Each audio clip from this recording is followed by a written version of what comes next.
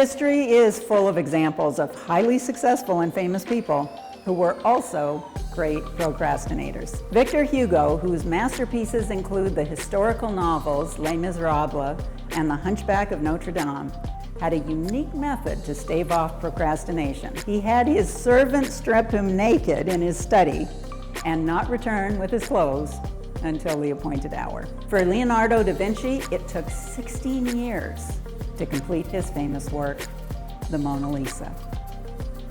The Dalai Lama now preaches you should not procrastinate. Yet, while growing up, he struggled to finish his assignments unless there were deadlines.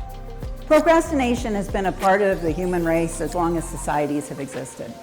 Why is it more prevalent now? Many of us had high hopes at the beginning of the pandemic for what the time in isolation might help us achieve. We may have thought it was a good time to start a home improvement project, an exercise program, or an online course.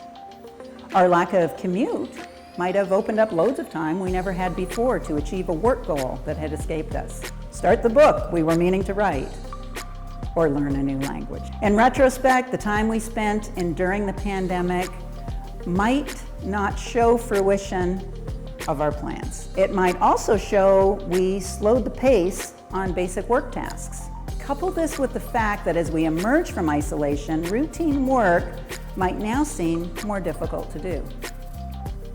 The reason? The pandemic influenced the part emotions play in our tendencies to procrastinate. Procrastination is an emotion regulation problem, not a time management problem. It happens when the emotional part of the brain takes over the logical prefrontal cortex of the brain. In a Fast Company article titled 5 Reasons You're Probably Procrastinating More Right Now, author Diane Shih illustrates 5 causes of the uptick in procrastination as a result of the pandemic. The first one will not surprise you: additional stress. Stress from many sources was heightened during the pandemic. As we emerge from isolation, the stresses of what our new normal will be are weighing on us as well. Stress and anxiety can fuel our need for perfectionism, and we can find it easier to delay a task if we feel we can't do it to our perceived standards. Second on the list is the absence of buffer behaviors. She states that things like a commute actually help with productivity as it allows us to mentally prepare for work. We missed our buffer behaviors during the pandemic, and it's not clear what our buffers will look like going forward. Our shift to remote working during the pandemic happened at a time when many societal issues were at the forefront of our minds. This third aspect caused a shift in priorities. In the presence of reevaluating what is important in life, and in the absence of a clear path forward, many routine work tasks did not hold a deeper purpose and were easier to procrastinate. The final 2 reasons for increased procrastination are no strangers. Social isolation meant for less connection and, most importantly, less feedback. Without feedback, it's easy to feel less satisfied and less motivated. Burnout, the last reason, is a combination of exhaustion and detachment. Procrastination can be a sign of burnout.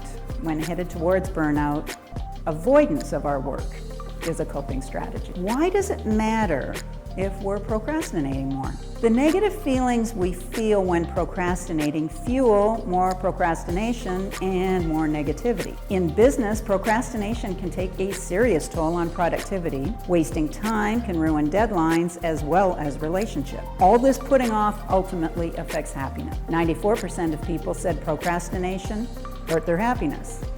It is said employees who procrastinate keep worrying about their workday long after they've ended their day. The effect of the pandemic on our emotions is not over. How do we make sure we don't let procrastination rule? Be compassionate with yourself. A study of over 700 people found that the level of compassion an individual had for themselves could explain their levels of stress and procrastination. Being kind and understanding to ourselves, rather than critical, can act as a shield to the negative emotions driving us to procrastinate.